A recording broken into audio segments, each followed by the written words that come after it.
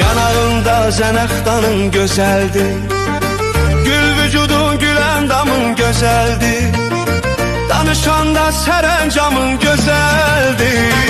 Anadan gözəl olubsan ay gözəl, nə yaxşı ki doğulubsan ay gözəl. Buruq telin gözəl başa yaraşır, qara sürmə gözə qaşa yaraşır.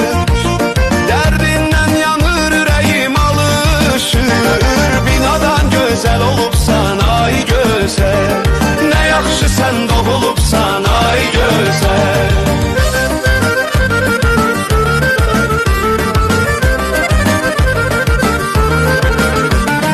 Bəyənməzdim hər gülü, hər çiçeği, görməmişdim sənin kimi göyçeği.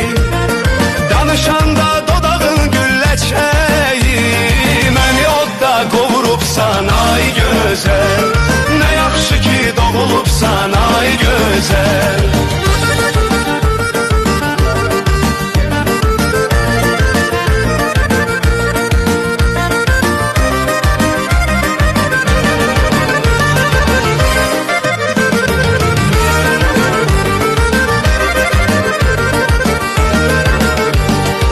Sevmişəm səndəki düz qaməti, üzündəki həyanı lətafəti.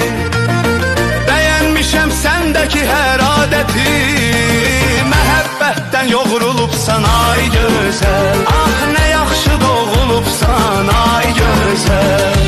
Səni görən ürək coşar qaynayar, dayanamaz qoca cavan oynayar.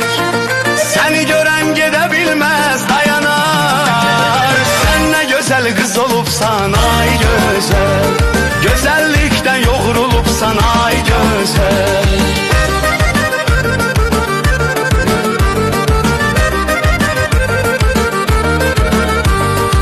Vəcdə gəlib sənə bir məktub yazdım, Məcnun oldum səhralarda yol azdım.